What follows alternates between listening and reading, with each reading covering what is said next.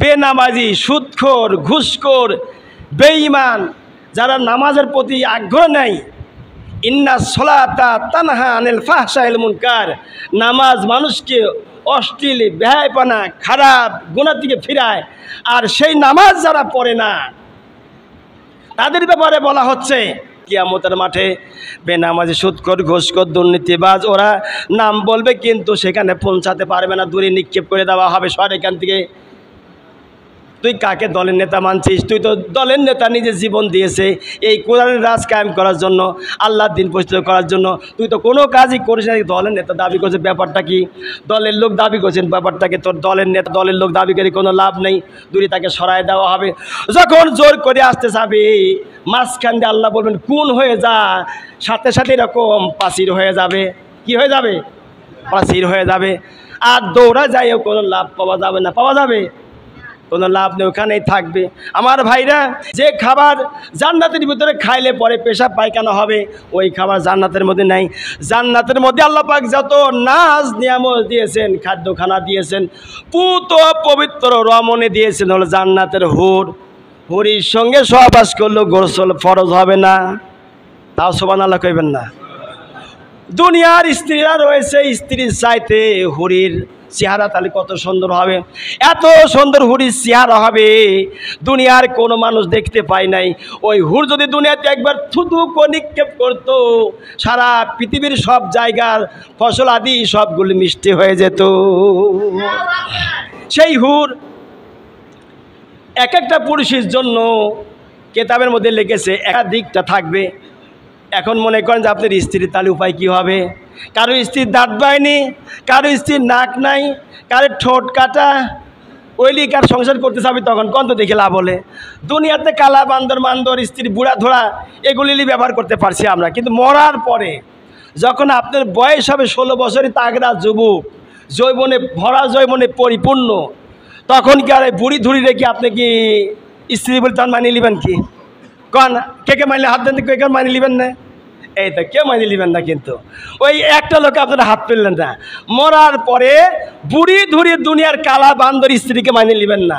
ওই যেহেতু আল্লাহর রহমতের ফেরেশতা, আল্লাহ পাক ওখানে বিশেষ হুর পাঠা দিয়েছেন, যেই হুরের চেহারা পৃথিবীর কোনো মানুষও দেখে নেই এবং তাদের দেখার কোনো প্রশ্নও আসে না। বিশেষ হুর, যেই হুরগুলো দুনিয়ায় একবার থুতে ফেললে সারা পৃথিবীর সমস্ত পানিটা, গাছ গাছালির ফল ফুলাদি, তেঁতুল গাছ থেকে শুরু করে যত টক গাছ আছে সব গাছের ফলগুলো মিষ্টি মধু হয়ে যাবে। সুবহানাল্লাহ। সেই ফেরেশতা দেওয়া হবে ওই দিনকে। এখন প্রশ্ন, তাহলে আমি এই আপনারা কিন্তু দুনিয়ার এই বউরা চাইলেন না, মা বোনরা আপনারা শুনলেন, কিন্তু এই আপনারা স্বামীরা এরা কিন্তু কিয়ামতের মাঠে আপনারা কোন লিবে না, বউ বলি ওরা মাইনে লিবে না। আমার কাছে কেউ শিকার গিয়েছে? আপনারা কান লাগা শোনেন, ওরা কেন মাইনে লিবে না? আমার কাছে শিকার গিয়েছে, কেউ হাত তুলি নাই। আজকে থেকে আপনারা সাবধান হন। আপনারাও বলেন যে ওইসব পা ফাটা আলারে স্বামী বলেও আমি মাইনে নেবো না। ওই দিনকে মা বোনদের চেহারা কেমন হবে? আল্লাহ রসুল বলেছেন জান্নাতের হুর আর কেমন হবে? জান্নাতের হুরির চাইতে দুনিয়ার যে কালা বান্দর, নাক নাই, মুখ নাই, হাত নাই, পাও নাই, লুলা মা বোন আছে, কালা মা বোন আছে, ওদের চেহারা আল্লাহর জান্নাতের হুরনি যা আছে তাদের চাইতে বহু গুণে সৌন্দর্য দুনিয়ার স্ত্রীরা হয়ে যাবে। লিল্লাহে তাকবীর। এই হলো মা বোনদের মর্যাদা, ইজ্জত, সম্মান মা বোনদের। আর মা বোনদেরকে তখন দুনিয়ার পুরুষের তখন মানিয়ে নিবে কি? এই দিক খেয়াল করেন, আমার দিক খেয়াল করেন।